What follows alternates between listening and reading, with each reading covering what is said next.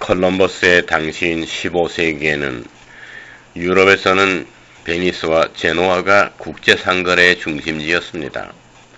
특별히 아시아와의 무역은 금과 후추를 인도로부터 수입하여 큰 돈을 버는 것이었습니다. 그 당시에는 포르투갈이 세계 무역에서 주도권을 잡고 있었습니다. 그때에는 수에즈 운하와 같은 것이 없었기 때문에 포르투갈에서 배를 타고 아프리카의 남단, 즉 희망봉을 돌아서 인도양으로 나와서 인도로 향하는 해로가 당시의 국제무역상들의 중요한 항해의 길이었습니다.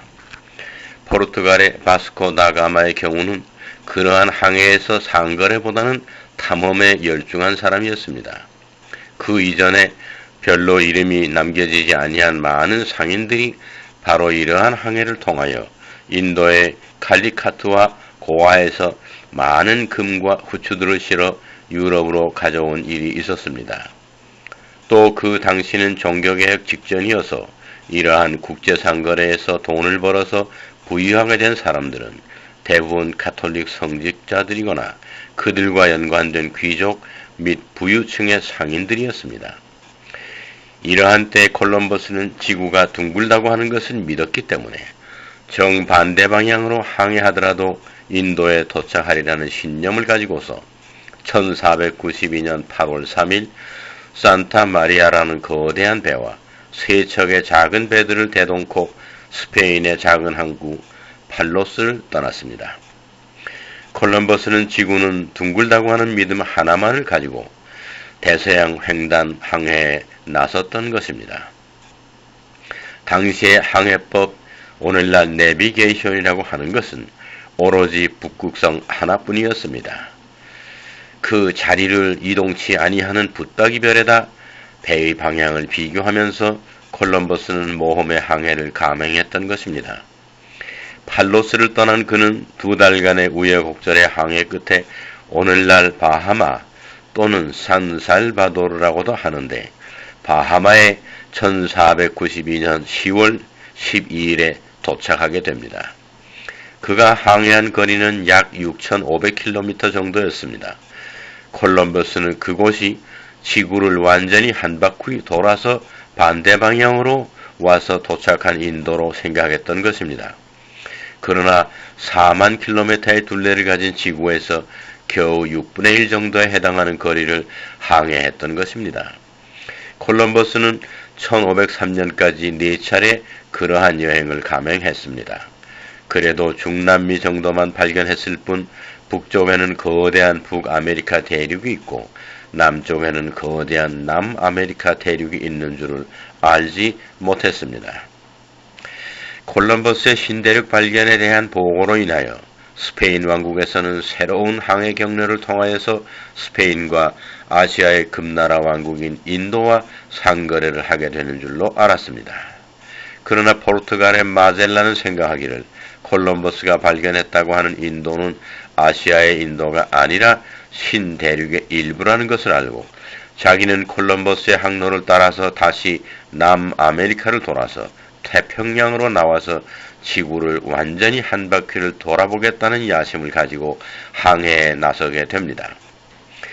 1518년 3월 22일 당시의 포르투갈 왕 찰스 5세는 마젤란과 팔레이로 함장과 계약을 맺었습니다. 그 내용은 다음과 같습니다. 1. 마젤란과 팔레이로가 신대륙을 발견하여 얻은 재물들은 그들의 개인 소유로 보장한다. 2. 그들이 발견한 항로를 항해하여 수익을 올리는 일에는 10년간 그들에게만 전매권을 부여한다. 3. 그들이 발견한 땅이나 그곳의 소산물들 중에 5%만을 포르투갈 정부에서 세금으로 징수한다. 4. 항해 비용에 해당하는 10,000두카트는 전액을 포르투갈 정부에서 지원한다. 이러한 계약 조건을 근거로 하여 마젤란과 팔레이로는 5척의 배를 마련하게 됩니다. 함께 항해에 나서기로 한 선원들은 무려 235명이나 되었습니다. 그 중에서 마젤란이 진두지휘하는 빅토리아호에는 85톤의 식량과 물건들을 싣고 60명의 선원이 탑승하였습니다. 마젤란의 지구 선회 항해가 소문이 나자 자원하는 선원들이 새로 나서서 선원들은 모두 270명으로 늘어났습니다. 포르투갈 리스본에서 1519년 8월 10일 5척의 배는 스페인의 세빌라 항구에서 마지막 짐들을 싣고 또 점검에 나섰습니다. 거기에서 스페인 출신의 후안 세바스찬 엘카노라는 함장이 빅토리아호에 합류하였습니다. 그는 항로를 잘 알고 또 항해법에도 능통하고 경험이 많은 항해사였습니다. 마젤란은 그를 높이 존경하여 사전에 그를 설득시켜서 스페인의 세빌라 항구에서 동승토록 사전에 주선해 놓았습니다. 항해한 지 4개월 만인 12월 13일에 마젤란 일행은 무사히 오늘날 브라질의 리오데자네이로에 도착했습니다. 그때는 파나마 운하가 없었기 때문에 남아메리카를 완전히 선회하지 않으면 안 되었습니다. 그들은 11개월을 항해하여서 1520년 11월 28일 태평양으로 나오게 됩니다. 마젤란은 갑자기 호숫가처럼 고요해진 바다를 보고 마레 파시피코, 태평한 바다라고 명명했습니다. 중간에 섬에 도착하여 쉬기도 하면서 그들은 1521년 2월 13일에 오늘날 괌과 사이판을 지났고 3월 17일에는 필리핀에 도착하게 됩니다. 이미 도중에서 병으로 또 사고로 선원들이 생명을 잃게 되어서 필리핀에 도착했을 때에는 배는 3척만 건재하였고 선원들은 135명 정도만 남았습니다. 마젤란은 원주민들과 싸우다가 그곳에서 죽게 되고 그의 친구이며 함장이었던 엘카노가 빅토리아호에 나머지 선원들 110명을 데리고 항해를 계속하였습니다. 엘카노가 빅토리아호에 살아남은 선원들을 데리고 포르투갈의 상글라르 항구에 도착했습니다. 1522년 9월 6일 5척의 배 중에서 빅토리아호 한 척에 90명의 선원들을 데리고 귀환한 것입니다. 이것이 마젤란의 지구를 완전히 한 바퀴 선회하려던 계획에서 자신은 필리핀에서 세상을 떠나고 친구인 엘카노에 의해서 계획했던 지구선회 항해를 실현했던 경우입니다. 신대륙을 발견하던 때로 돌아가 생각해보면 지구가 얼마나 컸는지를 콜럼버스 자신도 몰랐고 4만 킬로미터의 지구의 둘레를 한 바퀴 도는데 무려 3년 이상이 걸리고 연약한 인간의 몸이 체력이 모자라서 도중에서 죽고 또 병에 걸리고 그렇게 하고 불의의 사고를 겪기도 하여서 온갖 고생 끝에 소수의 생존자들과 배 한 척만이 출발지로 돌아왔다고 하는 것을 알 수가 있습니다. 우리는 우주시대의 개전에 있어서도 이와 유사한 경우를 보게 됩니다. 1957년 소련에서 스푸트니크 제1호를 발사하고 또 얼마 뒤에 스푸트니크 제3호를 발사했지만 그것은 지구의 표면에서 고도 300 내지 1500km 정도의 궤도에 진입시킨 것에 지나지 않습니다. 유럽 사람들이 콜럼버스 이전의 지중해와 그 주변의 대륙이 이 세상의 전부로 알았던 때나 다름없습니다. 조금 더 발전되어서 유인 우주인을 올리고 또 우주정거장을 올려서 수개월 동안 그곳에 머물면서 지구와 다른 천체들을 관찰한다고 하는 것은 유럽인들이 겨우 인도양을 거쳐서 인도와 왕래하는 정도에 비교할 수가 있습니다. 그 정도의 수준에서 지구가 어떤 것인지를 평가한다고 하면 그것은 속단이라고 아니할 수가 없습니다. 대서양을 횡단하게 되면 더 넓은 지구가 나타나고 또 태평양을 건너게 되면 엄청나게 지구가 크고 많은 새로운 섬들과 육지가 나타나게 되는 것입니다. 우리는 지금 겨우 달에다가 사람을 보내보았습니다.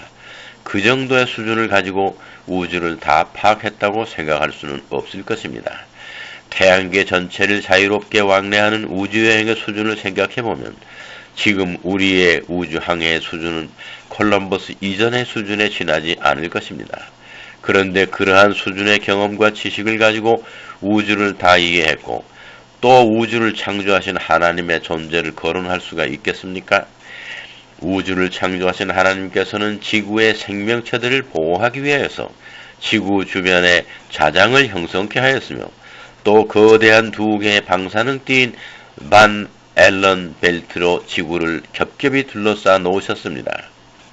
외계에서 단세포 이외에는 몸체를 가진 외계의 생명체가 그대로 지구로 침입할 수가 없도록 설계해 놓으셨습니다. 첫 번째 방사능띠는 지구로부터 1000km에서 10,000km까지의 상공을 덮고 있습니다. 두 번째의 방사능띠는 지구로부터 13,000km에서 65,000km까지의 상공을 덮고 있습니다. 그리고 지구로부터 약 100km 상공에서부터는 대기권으로 덮여 있어서 공기의 마찰로 인하여서 운석들이 다 타버리고 말게 되어 있습니다.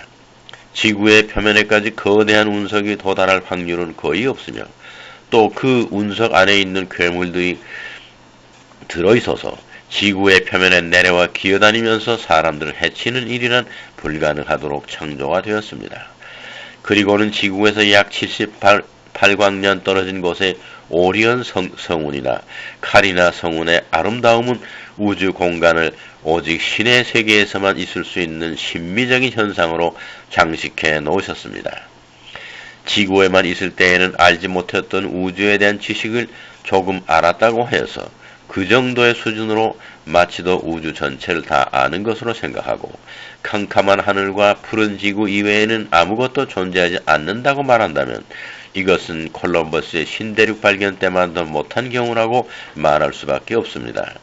우리는 지구가 크다고 하는 것을 알면 알수록 더 탐구해야 한다는 겸허한 자신을 발견하게 되고 그럼으로써 창조주의 운건하고 섬세하고 아름다운 세계가 우리 우주 시대의 개전과 함께 우리에게 펼쳐지는 데에 대한 놀라움과 순경을 가져야 할 것입니다.